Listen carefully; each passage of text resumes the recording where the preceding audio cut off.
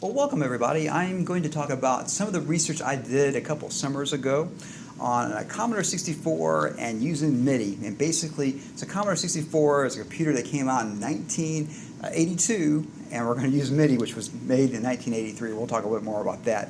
And you can still use that today to make music, and that's what I did for this one piece of research that I did. So let's dive into this a little bit. Basically, over the last 30 years, I've been experimenting with electronic music. And when I was a kid, the 8-bit computers were used a great deal. So everything from the Atari 2600, I had Atari 400 and later Atari 800 XL. My friends had a Commodore 64 and VIC-20s also. And these are 8-bit computers. So really, when you think about it a great deal, is that if it's a 1-bit computer or a 1,000-bit computer, it computes, it manipulates data. And so a 1-bit computer does everything a 1,000-bit computer does, just a lot slower. And so even though an 8-bit computer by today's standards is really slow, it doesn't really matter because you can do a lot of really great things with it.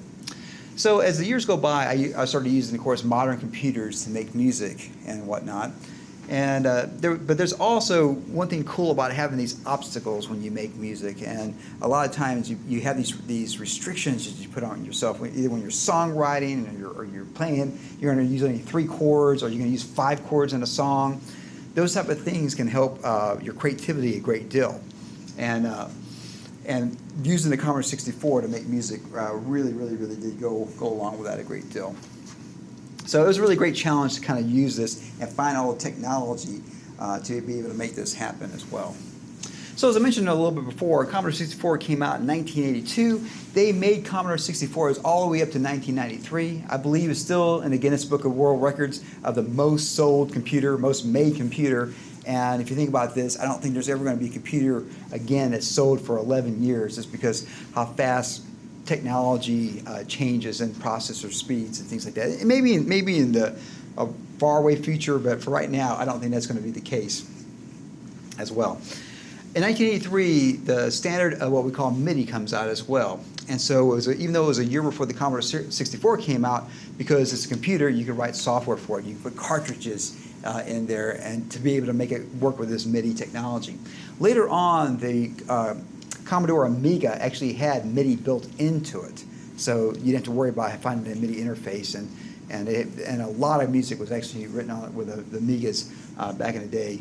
And the Amiga toaster is actually the video toaster was still used, and there could very well be using that in some news studio somewhere because they used that for years and years and years. And it was really slow by today's standards, but because they wrote it so efficiently, it worked really well. So basically, one of the challenges of using this old technology was to find hardware and software. And it was very difficult to do. I had to actually go on eBay to be able to get some of these devices to make this thing work. So the Commodore 64 is unique in some aspects because it has a 3-chip SID, sound interface device. And each one of those you can have, basically it's a synthesizer. So instead of having a monophonic synthesizer, which means one sound, you have 3 sounds you can play at the same time. And that's enough to play a chord. You can play 2 notes and a melody.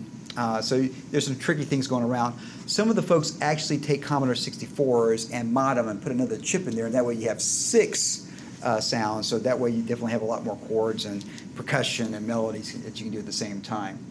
It also has the attack, the decay, sustain, release envelope, and if you know of any synthesizer, these are the components to how you make sound, and you can control all those on the SID chip that's built into the Commodore 64. So really, having a Commodore 64 was like having a synthesizer. And a couple years back, I actually did take a modular synthesizer with all these patch cables and made music with it that way, and that was really difficult. Actually, it was a lot easier to make music with the Commodore 64 because it was a computer. I could just program it, save it, come back, and use it again. On the modular synthesizer, because it's a voltage control, if I moved anything around, even plugged it in again the next day, it might sound a little bit different. So that's kind of interesting in some aspects of this as well. So I wanted to make sure I wanted to use the sounds of the Commodore 64. I can use the Commodore 64 to actually record music. However, that's not what I wanted to do. I wanted to make sure to go out there and make music using the Commodore 64 sounds, that built-in SID chip. So, in a lot of aspects, when we use a modern computer to compose music, you can use any sound at a click of a button. Back in the day, you had to make sounds by scratch. So you didn't have, you did have some presets, and they were kind of lame in some aspects. But you can go there and you can manipulate the patches, and it really helps me with this compositional process as well. So I had to create the sounds that I wanted to make. I also had to think ahead and make sure that I have to go back and program it again. So once I recorded it into the computer, and I only used the computer as a tape recorder. I didn't use it to modify the sounds at all. I didn't use it to edit. If I made a mistake on the track, I went back and re-recorded it. So I basically used the paradigm of having an 8-track recorder, which was not impossible to get. They were expensive in the 80s. A lot of the pieces I could have done on a 4-track and did something called bouncing back and forth. So that I could have done that back at that point there. So I used this in 2017. I made this record called The Mode of Music, and it has all these unique sounds coming from the Commodore 64. And I really feel a lot of things about that. These limitations of using this older technology really helped my creativity a great deal. And I was looking forward to compose music using this older computer and this technology. In a lot of aspects. And I get told a lot of times, if I had this computer, if I had this camera, if I had this piece of technology, whatever, that I would make better art. And I really think in a lot of ways, no. Use what you have, and you can make a lot of really cool things happen. If you have better technology, if you have skill, yeah, it's going to be slightly improved. But if you want to make a film, you got a camera. You can make music on your phone today. Today you can do so many things on your phone. And you can emulate even some of these sounds on the phone as well. So there's a picture of myself with a Commodore 64. I was doing some production photos for the album. And so what I'm holding there is a Midi interface, and you plug it into the cartridge, a cartridge port. Back in the day, for a lot of software, you put it on the cartridge. There's also a tape deck and also a floppy disk that you could have back in the day with the Commodore 64 as well. And so that MIDI interface there, I had to actually get off of eBay from Germany, and because I don't think they made that many MIDI interfaces for the Commodore 64. Because, like I said, the next model up, the Amiga, had it built in. So these weren't as commonplace. So that was kind of the setup I had there. I had some speakers there. I had basically an analog screen. I use a little smaller one to move around because I use a flat screen instead of a CTR one, just because I didn't want to drag that around. There, you can see a little tape recorder from Radio Shack, and that's kind of the paradigm I wanted to use when I made this album. And so there's a cartridge there, and that holds data. All the software I basically used was off of this little SD floppy drive that I'll talk about in a moment. So there I am using a keyboard from the 2000s, playing music on a Commodore 64, recording music into the Commodore 64, and that was a really great epiphany when that happened. And so I made a couple of videos about this, and they've been quite popular. There's still a lot of folks that really actually still continue to write software for the Commodore 64. That there's a big base of this, and there's not a lot of people actually making music with some of the retro instruments. You can buy modern carts that do some of these things, but I wanted to go back and actually use the older software and the older carts to do all this stuff. It's been really fun.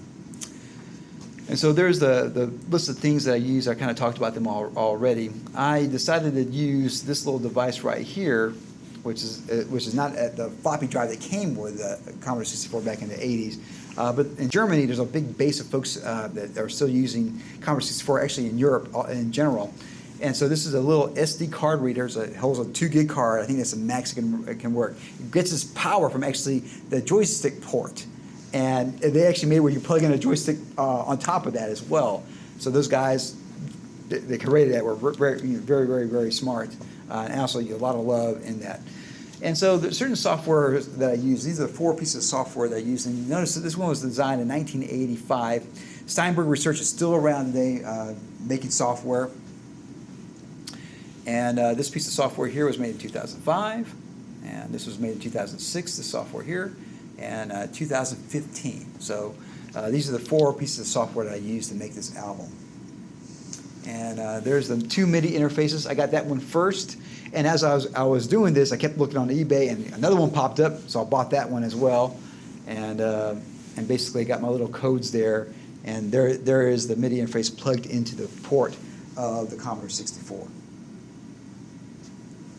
So if you ever used the Commodore 64, you had to type in commands. There's the command to run a program, and type in run and hit the return key. And so basically had to go there and do everything on a typewriter, basically. So it was really fun. Then I got it, of course, hooked up to a modern keyboard, and that was great. When it worked, it was fantastic. So here's the album itself. It's available on Amazon. It's available on CD Baby to listen to if you're curious about it. And has some really cool sounds to it. And to kind of summarize this is that, to me, it's amazing that you can take a 35-year-old computer, plus computer at this point, and be able to use it to make electronic music. In a lot of ways, they make computers so much better today than it did back then, you know. And so it really is fascinating to me in a lot of aspects of that. Look at the processor speed, 1.023 megahertz, and it's 64K of RAM. So the cell phone I have, of course, is tremendously faster than that. And however, you can still make some really cool music. So I have here a little box that came out, and it's called the 64 Mini. Basically, folks that really love the Commodore 64 basically makes an emulator for this. And happily, they're about to come out with a full version of this, and I can't wait to get hold of that because it has a typewriter on it. Even though it has these keys here, you can't type on them, so I have an external USB typewriter. And so I'm going to plug this in, and to show that you can still make music with a Commodore 64.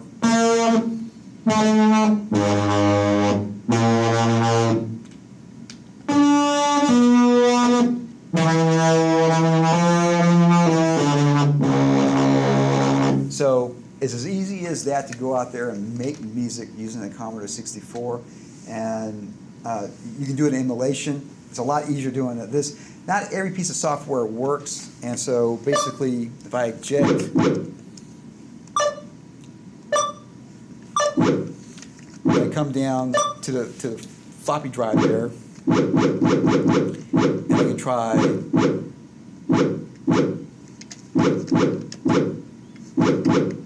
Some various carts here, and you can see it basically just boots up like a Commodore 64. Hopefully. Some of these work better on the original ones than the emulator. That one obviously is not working. Welcome to the 8-bit computer systems. Oh, let's try that one. Let's see if it loads up. And it's not loading up. Oh, it's error. Okay. Now let's start.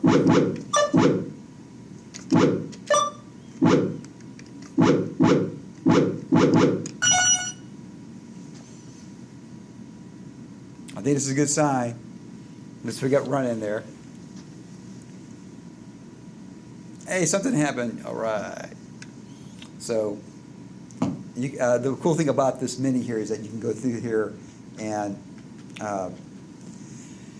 run things virtually and whatnot. So it's a really fun experiment to do this. If you have an interest in making electronic music with a Commodore 64, let me know. Send me out a message. Watch the videos I put out there. And of course, with these little devices here, you can get a couple of these. They came out, I think, for like $70 range, something like that, and now they're like down to $30 range. I think even $20 range. They probably even go down lower when the new one comes out. You get a couple of these together, you can make a lot of kinds of music with the various emulated software that you have out there.